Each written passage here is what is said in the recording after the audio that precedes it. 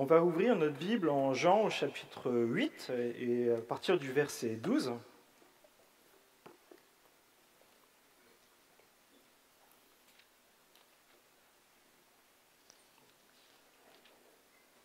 Donc si vous avez la même Bible que moi, ça marche seulement si vous avez la même Bible que moi, c'est la page 694. Jean chapitre 8, verset 12.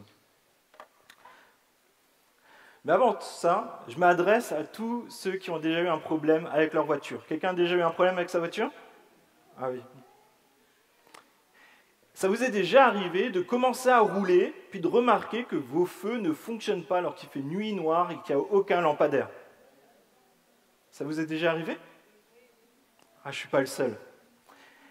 Ça fait peur sur le moment, parce que nos yeux se sont un peu habitués à la lumière, puis d'un seul coup, on voit qu'il y a quelque chose qui ne fonctionne pas comme d'habitude, on ne voit pas bien les lignes blanches au milieu de la route, on ne voit pas bien les bords de la route, et puis quand on croise une voiture, on a des grands appels de phare, souvent de la personne qui est apeurée en face. Moi, ça m'est arrivé régulièrement, parce que j'avais un problème de contact sur ma lampe. Alors ça fait que, je ne sais pas pourquoi, j'ai mis un peu de temps à comprendre, mais je m'arrêtais, puis je le touchais, puis ça redémarrait. Et puis parfois, il y en a une qui s'arrêtait, il y en a une qui fonctionnait, donc je me disais, bon, c'est pas trop mal. Puis parfois, les deux s'arrêtaient. Et là, on se dit, c'est quand même bien de rouler avec la lumière. Qu'est-ce que vous en pensez? Et c'est là qu'on est content d'avoir un ami qui a des ampoules et qui vous dit, ah, c'est bon, j'en ai, je te dépanne. Merci Norbert. Et Jésus a envie de te dire ce matin aussi, je peux te dépanner. Je suis la lumière. Jésus est la lumière. Jésus est la vérité et la vie. Jésus est la seule lumière. Jésus est la lumière à suivre. Jésus est la lumière de la vie. Et je nous invite à lire ce texte et découvrir qui est Jésus. C'est comme si Jésus ce matin il venait et te disait « Je suis Jésus, la lumière ».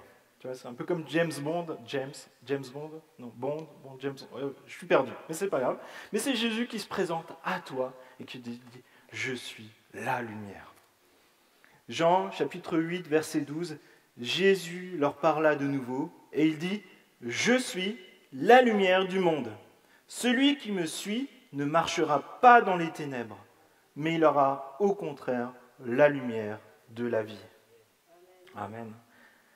Et ça, c'est une promesse, mais c'est aussi la présentation de Jésus-Christ, notre Seigneur, notre Sauveur, cet ami fidèle, celui qui sera chaque jour à nos côtés. Et Jésus est la seule lumière. Je suis la lumière du monde. Jésus se trouve, au moment où il dit « Je suis la lumière du monde », il se trouve dans le temple de Jérusalem, au moment d'une fête qui s'appelle la fête des tabernacles. C'est-à-dire que tout le monde habite dans des tentes à ce moment-là, et c'est un temps de réjouissance qui rappelle la sortie du pays d'Égypte. Et au moment où Jésus dit ces phrases, il se trouve certainement à côté de 4 énormes chandeliers qui se trouvent dans la cour. Et le fait d'allumer ces chandeliers, ça rappelle une vérité biblique qui se trouve dans Exode, au chapitre 13, verset 21, et qui nous rappelle que l'Éternel Dieu était avec le peuple durant la sortie d'Égypte. L'Éternel allait devant eux le jour dans une colonne de nuée pour les guider dans leur chemin, et la nuit dans une colonne de feu pour les éclairer, afin qu'ils marchent jour et nuit. La colonne de nuée ne se retirait pas de devant le peuple pendant le jour, ni la colonne de feu pendant la nuit. Et Jésus choisit ce moment-là précis de cette fête pour annoncer qu'il est la lumière. Et allumer les chandeliers, ça commémore le fait que le peuple d'Israël a été guidé dans le désert, alors qu'ils allaient vers un endroit qu'ils ne connaissaient pas. Une nuée le jour, une colonne de feu la nuit. Pourquoi? Pour les protéger et pour les guider. Et c'est certainement là que Jésus dit « Je suis la lumière du monde ». Et ce matin, il nous dit aussi cela à chacun d'entre nous. « Je suis ta lumière. Je suis la lumière dont tu as besoin. La lumière que le monde a besoin. » Que retenir de ça? Jésus est la seule lumière dont le monde a besoin. La seule. Jésus est le soleil de ta vie. Il n'y a pas deux soleils, tu n'en as qu'un. Jésus est le seul dont tu as besoin. Jésus n'est pas une solution parmi d'autres. Jésus est le seul qui peut te conduire dans la vérité, la paix, la joie. Jésus est la seule solution. Jésus est le chemin, la vérité, la vie. C'est Jésus qui le dit. Et c'est seulement Jésus qui peut dire ça. Qui d'entre nous peut dire ça à son voisin? Je le suis. Non, c'est seulement Jésus.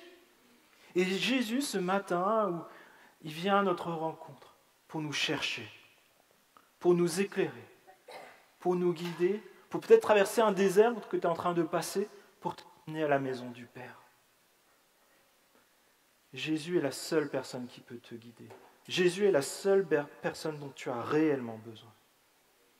Deuxièmement, Jésus est la lumière de la vérité. Dans les versets précédents, juste avant ce qu'on vient de lire, Jean chapitre 8, verset 12, Jésus, on le retrouve dans une scène très surprenante. Jésus se trouve toujours dans le temple et il est en train d'enseigner à une foule nombreuse devant lui. Et là on lit verset 3. Alors les spécialistes de la loi et les pharisiens amenèrent une femme, surprise, en train de commettre un adultère.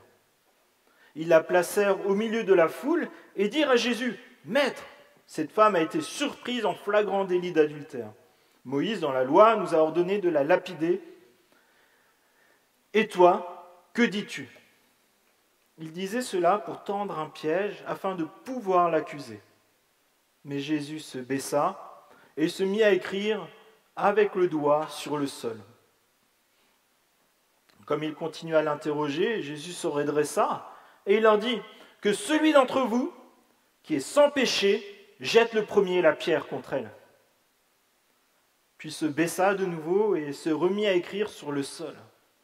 Quand ils entendirent cela, accusés par leur conscience, ils se retirèrent les uns, un à un, à commencer par les plus âgés jusqu'au dernier. Mes amis, Jésus connaît nos cœurs. Jésus révèle la vérité. Il n'y a pas d'obscurité en Jésus. On ne peut pas mentir à Jésus. On ne peut pas emmener Jésus là où nous on veut. C'est Jésus qui nous emmène dans la vérité. C'est lui qui sait interpeller nos consciences. Et ce matin, je pense qu'il interpelle nos consciences pour que chacun d'entre nous, nos actes, nos paroles et nos pensées se rapprochent de ce que Dieu désire pour nous. Que nous connaissions Jésus pour qui il est vraiment. Pas le Jésus qu'on s'est imaginé, pas celui qu'on voudrait emmener là où ça nous arrange, mais ce Jésus qui nous dit « Viens, suis-moi, je suis la lumière de la vie ».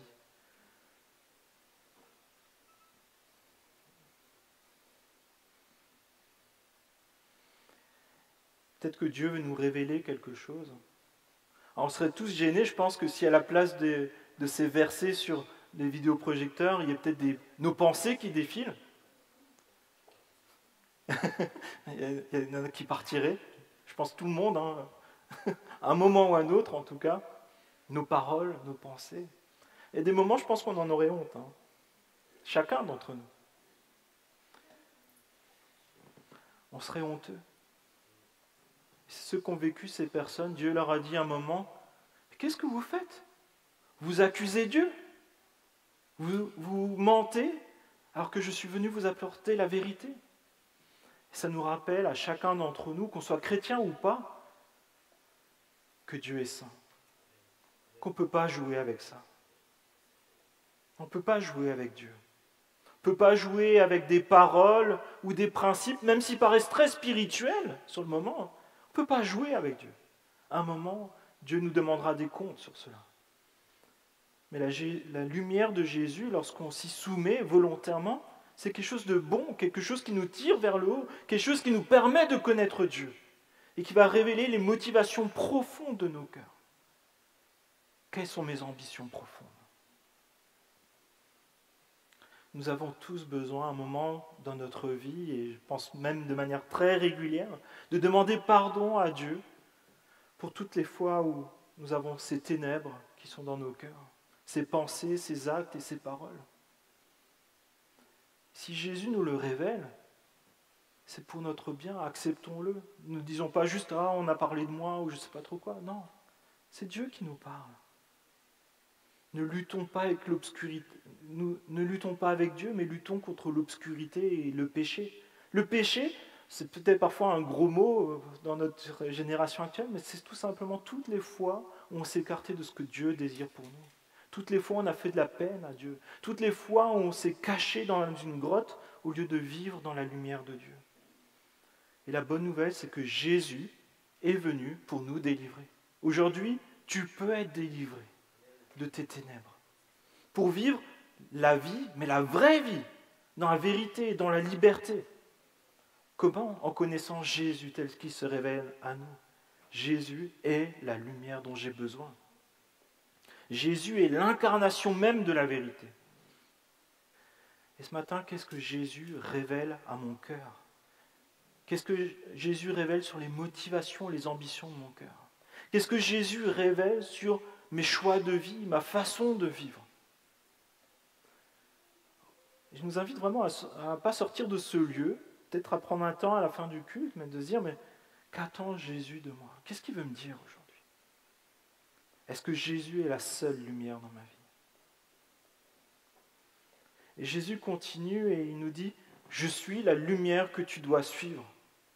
Celui qui me suit ne marchera pas dans les ténèbres. Ça, c'est une promesse. Et nous avons besoin de connaître Jésus pour vivre une vie lumineuse.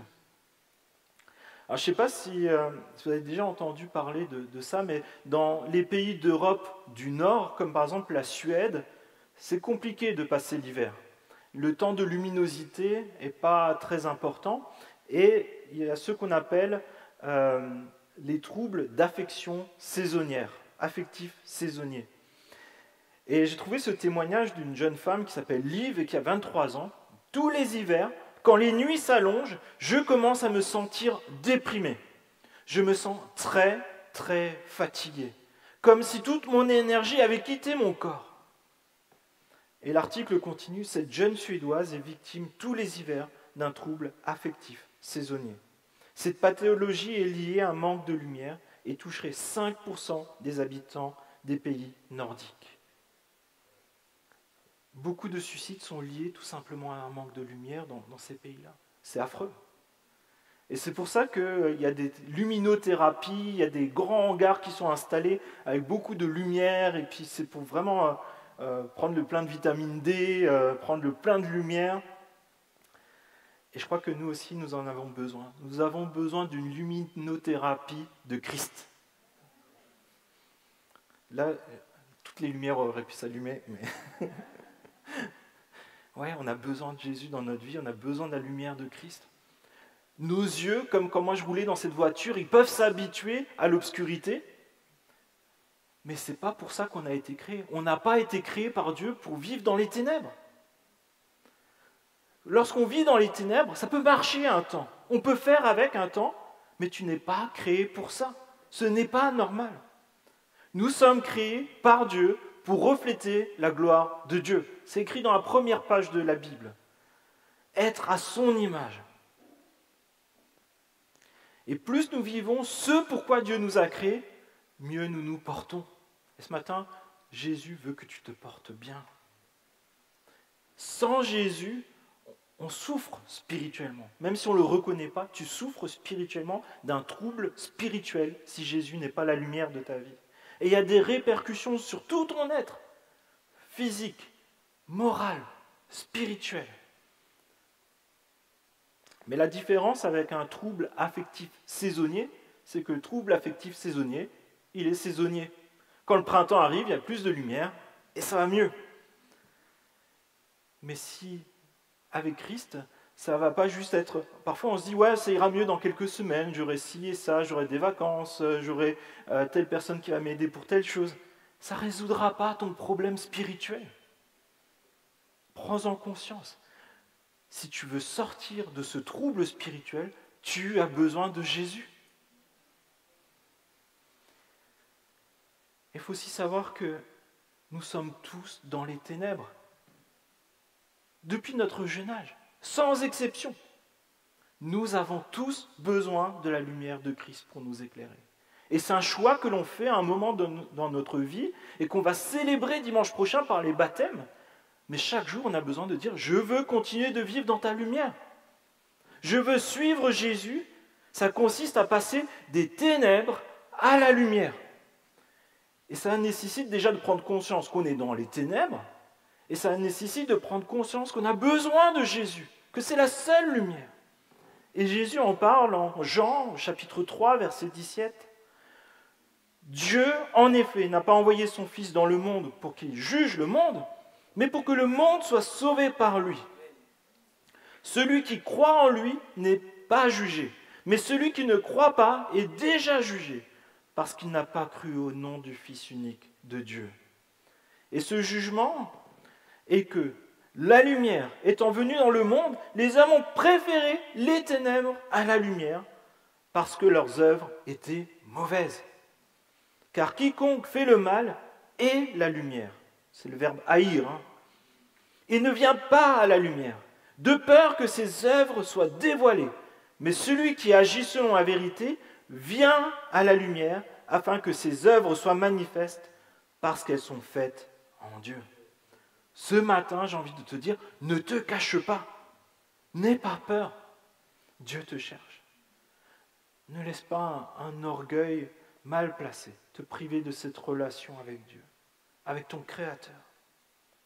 Si Dieu te montre ce qui ne va pas dans ta vie, dans ma vie, ce n'est pas pour te faire du mal, c'est pour que tu puisses voir que Dieu a quelque chose de mieux pour toi, qu'il t'aime d'un amour infini.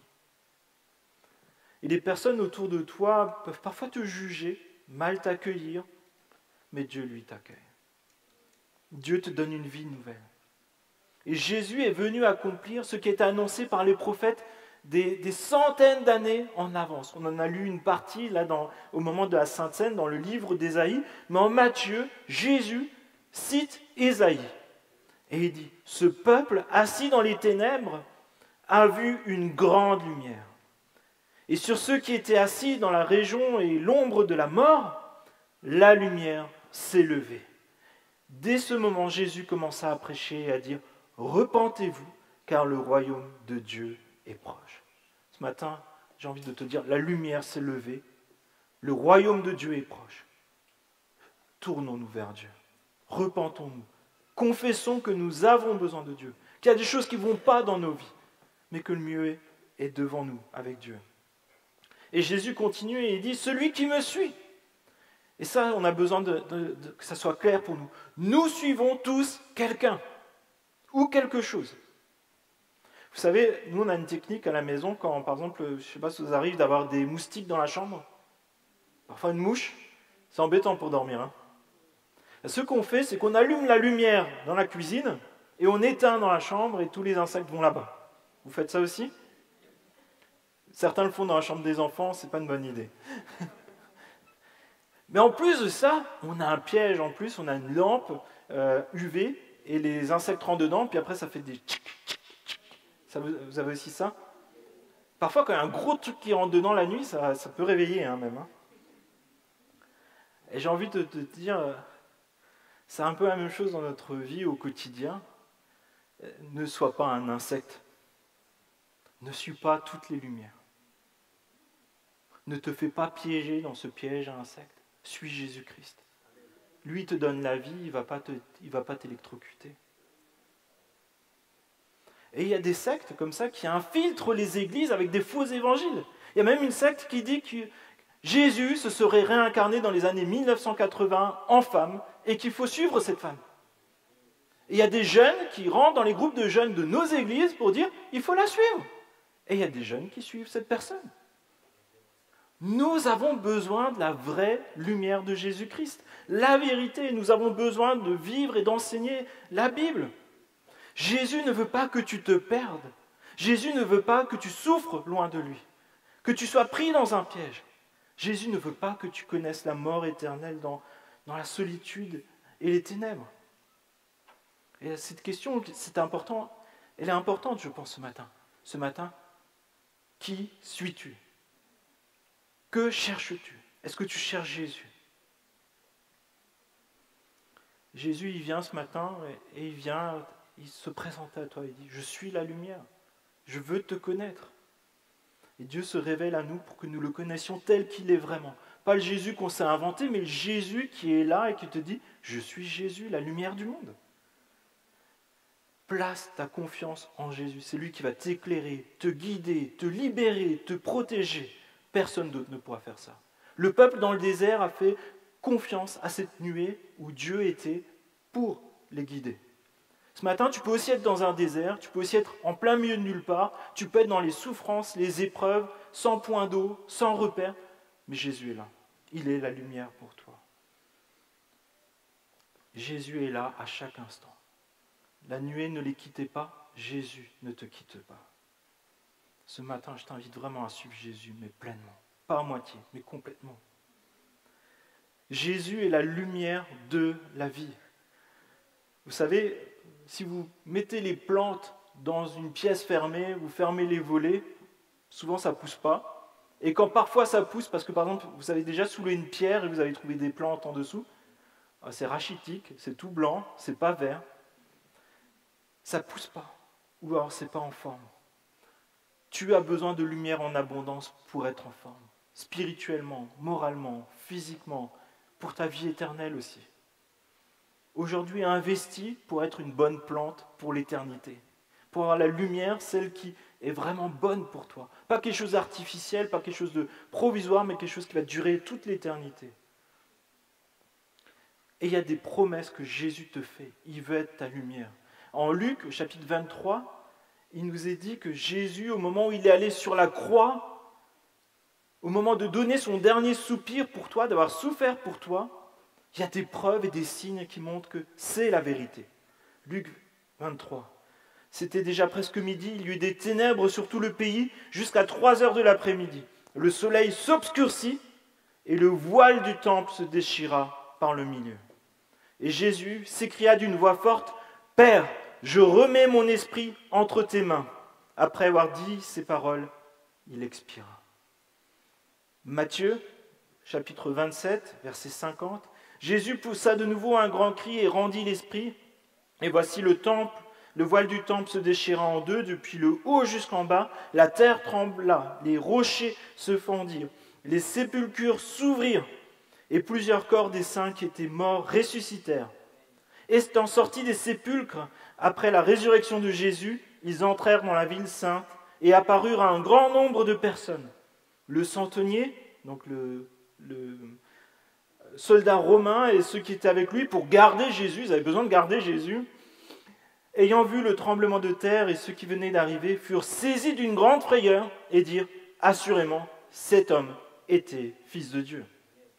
Que retenir de ça? Le ciel s'est obscurci, comme s'il faisait nuit. Sans Jésus, il n'y a pas de lumière. Sans Jésus, tu peux chercher partout, tu ne trouveras pas la lumière. Le voile du temple s'est déchiré pour montrer que désormais, par Jésus, par sa lumière, tu peux entrer en relation avec Dieu. Tu peux t'approcher de Dieu. La lumière de la gloire de Dieu se révèle ce matin à chacun d'entre nous. Les morts ressuscitent parce que Jésus a la victoire complète par sa lumière. Il triomphe des ténèbres, de la mort et du péché. Et la vraie victoire, la vraie vie, elle se trouve dans la victoire de Jésus. La victoire de la lumière sur les ténèbres, de la vie sur la mort. Et peu importe ce que tu as pu faire, peu importe des choses dont tu as honte, Jésus est la lumière pour aujourd'hui, pour toi, pour ta vie. N'endurcis pas ton cœur ce matin. Ne ferme pas la porte. Ne te cache pas. Jésus est la vie, la vraie vie, la vie en abondance. Et lorsque Jésus déclare « Je suis la lumière du monde », celui qui me suit ne marchera pas dans les ténèbres, mais aura la vie éternelle. Jésus, là, quand il dit ça, il est en train de tracer une ligne, ici. Il trace une ligne, comme quand il faisait ses dessins dans les versets qu'on a lus, il trace une ligne et te pose cette question, de quel côté de cette ligne es-tu? Es-tu du côté des ténèbres ou de la lumière? Où en es-tu aujourd'hui? Je ne peux pas dire je suis à moitié dessus. Tu es d'un côté ou de l'autre. Et ce matin, tu as besoin de savoir où tu es. Tu as besoin de savoir que Jésus est la lumière. Choisis la lumière. Ne choisis pas les ténèbres. Choisir les ténèbres, c'est simplement rester là où tu es. Ne reste pas là où tu es si tu es dans les ténèbres. Vous savez, nous, le matin, Nadia, elle a une façon de nous réveiller, toute la famille. On a les volets électriques, elle appuie sur un bouton, tout s'ouvre. Et on est à la lumière. Et là, tu as deux choix. C'est te lever avant que Nadia arrive, ou alors tu es parfois tenté à mettre la couette par-dessus, vous savez, ça donne un peu l'impression qu'il fait encore un peu nuit. Mais il fait jour. Tu peux te cacher sous la couette, il fait quand même jour. Tu peux te cacher sous une couette, Jésus est quand même la lumière de ta vie. Tu en as besoin. Réveille-toi. Donne ta vie à Jésus. Marche dans la vérité. Marche dans la victoire de Jésus. Mes amis, ne partons pas de ce lieu sans confesser que Jésus est ma lumière, que Jésus est la vérité et la vie. Peut-être tu l'as confessé pour toi, tu acceptes Jésus, mais aujourd'hui je t'invite vraiment à marcher aussi dans cette lumière, dans cette vérité, de le dire publiquement. De le dire publiquement, peut-être par le baptême, si tu ne l'avais pas encore fait. De dire, Jésus est ma lumière, Jésus est ma vérité, je veux suivre Jésus. Je ne suis pas un insecte qui se perd sur toutes les lumières. Je suis un disciple de Jésus qui le suit fidèlement, même si ça me coûte. Je t'invite vraiment, si tu ne l'as pas fait, à le faire. C'est quelque chose de précieux pour toute ta vie. Et je vous invite à prier. Merci Père de tes bienfaits, je te remercie parce que chaque jour tu es avec nous. Tu as envoyé Jésus pour que nous te connaissions toi. Il est venu à notre rencontre, souffrir à notre place pour que nous soyons en relation avec toi. Tu as déchiré, brisé tout ce qui était un obstacle à te connaître. Et je te prie s'il te plaît que dans ce temps où nous sommes à ton écoute ce matin, que tu puisses révéler ce qu'est un obstacle encore dans notre vie. Que nous soyons en relation avec toi, que nous marchions dans la vérité, la victoire qui est en Jésus-Christ. Seigneur, je te prie, s'il te plaît, pour mes amis qui peut-être luttent ce matin avec toi, je te prie que cette lutte prenne fin. Parce que tu as déjà la victoire, parce que tu es la lumière, et les ténèbres ne peuvent pas rester en présence de la lumière. Seigneur, je te prie pour chacun d'entre nous aussi, que nous soyons ces disciples fidèles qui suivent Jésus, qui est le chemin, la vérité et la vie et la lumière. Seigneur, je te prie vraiment que tu nous ressources et que nous sachions vraiment nous mettre sous ta lumière pour grandir harmonieusement en tant que disciples de Jésus-Christ, en tant qu'Église, pour ta gloire seule. Je te prie dans le nom de Jésus. Amen.